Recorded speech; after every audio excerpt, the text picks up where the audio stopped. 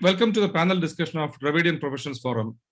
The topic for today's discussion is Remembering Dr. Kalaignar Karunanidhi, the father of modern Tamil Nadu. Only very few leaders live in people's memory forever. Dr. Kalaignar Karunanidhi is one such a leader who lived for the cause of social justice, fought for it, not only for Tamils living in Tamil Nadu, but also Tamils living all over the world. A 5-time Chief Minister, 13 times MLA, who haven't lost even a single election, and the man who, because of his hard work and consistent involvement in polity, have changed the lives of millions through social intervention policies. A multifaceted personality, a writer, novelist, politician, statesman, who used media and technology extensively for propagating social justice ideals. Majority of social welfare policies like equal rights for women in ancestral property, anyone from any caste can be a priest, rights of transgender, rights of disabled persons are conceived and created by his vision. He played a major role in the polity of subcontinent, including effective intervention in making an attempt to protect the rights of Sri Lankan Tamils living and working in other countries like Malaysia, Middle East, etc. He is one of the first chief minister to enact an exclusive legislation in the name of Non-Resident Tamils Welfare Act in 2011 for non-resident Indian Tamils. Here I would like to quote Mr. N. Ram, who wrote an excellent foreword for the biography written by A.S. Pannirselvan. I quote, Karunanidhi, a life, to tell the story of one born and raised in deprivation, who suffered hardships and stigma on account of both his caste and class, but who through sheer imagination, articulation, hard work, and zest for life, transformed himself into a statesman and renegotiated power for millions and secured self-respect for them. No one can write a better foreword than this. Today, we have an illustrious list of panelists, Dr. P.T.R.Palanivel Thiaga Rajan, our founder, founder of Dravidian Professionals Forum, and Honorable Minister for Finance and Human Resource Management, Government of Tamil Nadu, senior journalist and former readers editor of the Hindu, A.S. Pannirselvan, who is also the author of Dr. Karunanidhi's biography, Karunanidhi Alive, Professor Ravi Shankar Kannabaran from University of Paris, who has done some extensive work on Dravidian Movement, senior journalist Dilip Mandal, and Professor Dr. Arasu Chellaya from the University of Maryland, USA, who is also the former president of FETNA, who is quite active in Tamil diaspora US. Each speaker may speak for 15 to 20 minutes, followed by Q&A at the end. Now I would like to invite our founder and Honorable Finance Minister, Dr. P.T.R. Thiaga Rajan, to deliver his special address. Sir, the floor is yours. Thank you. Thank you very much, Pugal and Dharani, for organizing this. Also the team at DPF. I apologize. I have a bit of a bad throat, so I probably will not speak for very long. But I very much welcome the opportunity to speak and to at least listen for a while before I drop off. But, you know, on a topic like this, it's very hard for me to get started because there's so much to say and I struggle where to begin. As with most things, I speak straight from my heart or my head, so I don't make many notes. And so, you know, I've been trying to frame this in the right context. So maybe I can start with a bit of a disclaimer, the sense that, you know, each of us saw a different facet of what was otherwise a towering personality that had a huge impact on many of our lives. In fact, on the lives of, you know, now close to 8 crore Tamils and many who went before them. So at some sense, you know, you look at something this large from different perspectives, you see different views. Some things are common, some things are unique. As far as I'm concerned, I have a picture of me, I don't know, 6 or 5 or 7 years old in a suit sitting between him and Navlar Nedanjalin in the same sofa, in the same living room of the same house that we still live in Madurai. When he was then chief minister and Navlar was finance minister, or no, some education minister, something senior minister, right after Anna passed away and Kalaignar took over, or maybe just after the 71 election. So my association goes back that far, and clearly, you know, in that sense, he was a towering figure. I had occasion to meet him many times in my life. I was a very young boy. I didn't understand politics. I didn't understand a lot of things. So I probably did not have any deep personal interactions with him till 2006. So that is to say, till I was 50 years old, or no, 40 years old. And then the association started because in some sense, the passing of my father really opened up a kind of direct communication, which I had not had either the need or the luxury till then. And I remember almost every time I spent time with him. And even towards the end, there were very few people that when he was somewhat incapacitated and he had limited physical mobility, there were very few people he continuously either asked or liked to see. And, by some affection, I was one of them. So I used to go and see him quite a bit and talk to him and listen to him. And most days he was very lucid, even at that age, even with those limitations. And so maybe I just talk a little bit about two aspects. One, my understanding of how when the Dravidian kind of movement came back to power in 67 after 30 years away, and the very untimely and sudden passing of Anna, how Kalaignar stepped up to the plate, and how those early years in many ways framed him and framed his approach to governance, administration, and connectivity with the people, because I don't think it was automatic that he was going to be the chief minister. In fact, I don't think anybody expected that Kalaignar Anna would pass that quickly. So those early years in the cauldron, I think, really shaped him, and I have some comments to say about that. And then I want to talk about him as a human being, and he had some extraordinary strengths and a particular kind of nature of personal interactions that was quite unique. So, I know there are many learned scholars here. Mr. Paneerselvan has written a book, so I don't want to, try to attempt an amateurish view when others can give an in-depth perspective. So if you take the first one, really, the DMK government of 1967 was in many ways a kind of accidental government. I don't think anybody expected in the history of politics in independent India that a party less than 20 years after being formed would come to power with such a sweeping majority. And with therefore people who had almost zero experience of ever having been administrators of anything. And even then, relatively speaking, this was a fairly large state with a fairly, sizable population and economy. So I'm sure many of us have heard the anecdote where the Congress in disgust accused the government of being a third-rate government. And much in the footsteps of Kalaignar Anna, rather than accept or refute it, Kalaignar twisted it and said, no, it's not a third-rate government, it's a fourth-rate government, because we're all Shudras, you see, we're the fourth level of the hierarchy.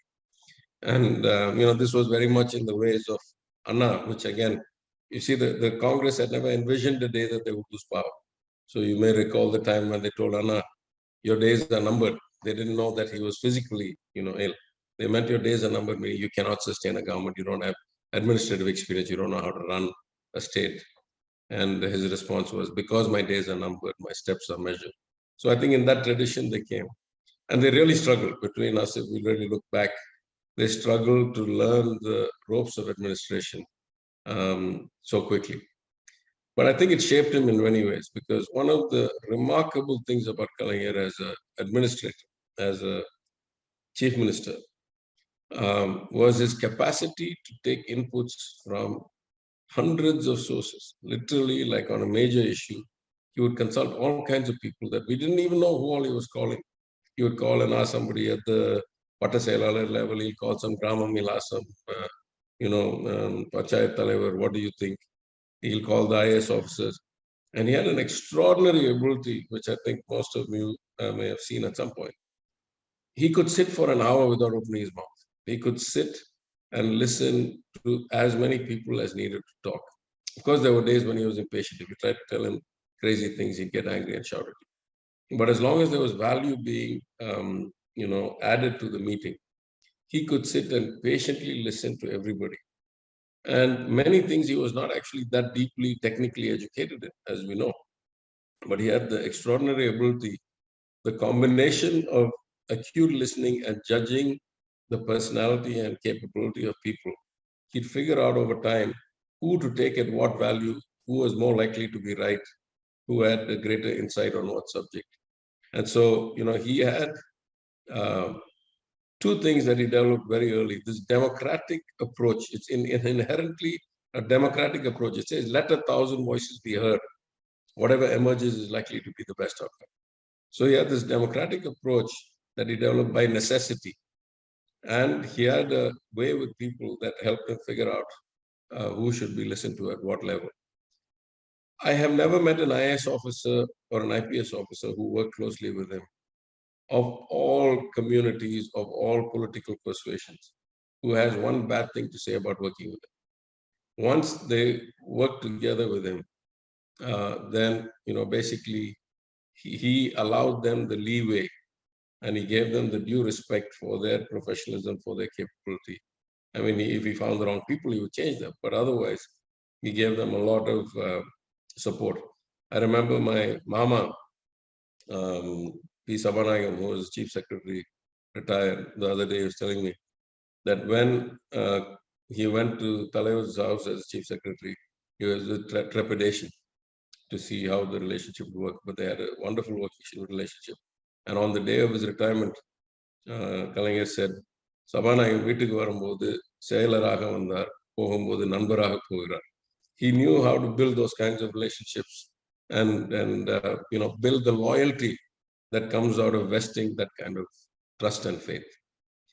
I think also he went back to the core principles every single time.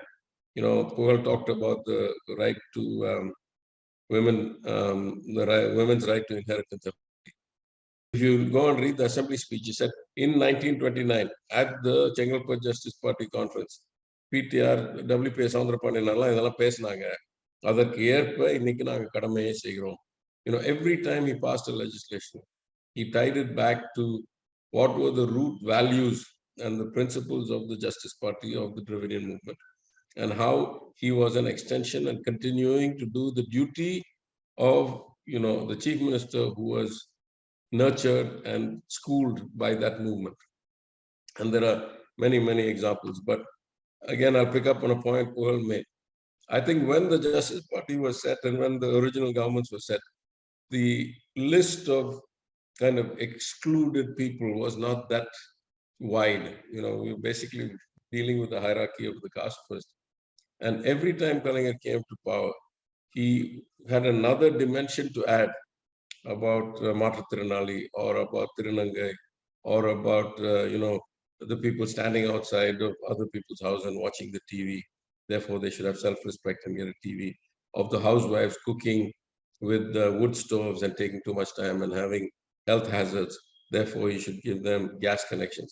So, as somebody who came from very modest beginnings, he never lost touch with his roots. He lived relatively simply all his life. Most of you know. I don't think he changed his house or he changed his bed or he changed his seat or his way of life, actually. Towards the end, he needed a little bit extra support because of the wheelchair and the special car and all that. Otherwise, he was not affected by these kinds of things. So, his work ethic was legendary. And based on that combination of profound values and belief, an extraordinary work ethic, and an unique and unparalleled ability to connect with human beings, then it's really fair for us to say that over the many, many years that he was chief minister, that he really shaped the modern Tamil Nadu. Because, while the ideas came from Periyar and while the notion of converting those ideas into a political movement and creating a hierarchy and a structure and a system came from Periyar Anna, in the end, execution is everything. Every day I speak, I talk about many of us having differences of ideology, difference of philosophy. Yes, it matters, but it only matters to the extent that you can actually execute an outcome and improve the lives of people. Otherwise, it's just your theory and my theory are just both, empty vessels, so to speak, or your philosophy and mine. So in that sense, I would say he had a uncanny kind of ability to pick the right path at the right time. And he could sense the people's mind, at least in the, in the all but the last few years of his career. He had an extraordinary connect with people. He had an enormous information network. He would listen to everybody and anybody. And he knew, sooner or later, who were the fools and who were the wise men. And especially after he started wearing his glasses, where you couldn't see what the expression on his eyes were. He had this phenomenal kind of poker face where you couldn't tell when you're talking to him, whether he agreed with what he says. It's a very, very, very uncommon trait. Most of us don't have that. I'm the extreme opposite of that. You can tell in my face if I agree with or disagree with, or I'm, irritated by what I'm hearing. And Kalaignar had the exact opposite. He could listen equally to the most, pure wisdom and unadulterated nonsense, and you wouldn't see any change in his expression. And there's a old comparison I make that they talk about the perfection of meetings with Oppenheimer, the leader of the Manhattan Project, when they were working on the bomb, and how those meetings were the best, most efficient meetings ever heard. Because Oppenheimer would simply sit and let everybody speak, and nobody would have to argue twice, and nobody have to repeat their point. And at the end of 6 or 8 people speaking, Oppenheimer would say, "Well, I think it's pretty clear now. This is the way to go. The odds are this is going to work," and that was it. So you just take everything, collate it, put it together, come out with the right thing, and go out. And I'm reminded of that whenever I think about Kalaignar and his ability to frame policy on that. Let me switch a little bit to his personal interactions. In every way, he was always a man who placed affection and the human touch above other things. He was quick to anger. He was even quicker to forgive. People made a lot of bad decisions, a lot of bad outcomes. He would shout at them. He would kind of castigate them. And then very quickly, he would just overcome that, and he would forgive very easily. So I think for him personally, as he told me multiple occasions when my father passed away, when I didn't take the seat, then when I came back, it was very clear to him. He said, posts come and go. Someday you'll be minister, someday you won't be, someday you'll be MLA, someday you won't be. But what you have to commit to me is that you'll always be affectionate to me, you'll always be close to me. And that mattered to him a lot. And I think the older he got, that mattered even more. And unfortunately, that circle of people that would, really penetrate into his, affection and understanding, especially towards the end, was a limited circle. But you could see the joy in his eyes, and you could see them light up. And he genuinely was that kind of people person. He was that vested in human relationships. And there are extraordinary number of individuals whose entire careers in politics, in industry, in academia, in the judiciary, whose entire careers, even some of them brilliant careers, have been built solely on the fact that Kalaignar decided to invest in them, or decided to promote them, or decided to give them an opportunity. The list is endless. Of course, one of them is me, in the sense that after having declined many, many opportunities to come back, when I went in 2016 without batting an eyelid, he offered me the seat. And every time I went to see him, I felt that warmth, I felt the affection. And of course, I miss it a lot. But, administrators, there are many good administrators. People who can translate policy to outcomes, not so many, many fewer than that. People who can translate policy to outcomes and affect the lives of so many people, even fewer than that. People who can do all that and stand as a shining example in a country of, 1.4 billion people. It's hard for me to think of any other person. And then above all that, imagine what the warmth of his friendship and relationship should have been. If I say that beyond all that, what stays with me is the personal interactions and the way he treated you, and the jokes he cracked, and the kind of questions he asked. So it's a bit of an emotional day for me, partly because my voice is so poor. I won't go much deeper into the administration, the technical stuff. There are many wiser people than me here who can comment on that. But let me thank you for the chance to be here. I really am happy to participate. I think this is a very important event. If nothing else, for those of us here, to have this opportunity to reminisce and pay our respects and honor the memory of certainly, indubitably, the architect of modern Tamil Nadu. Thank you.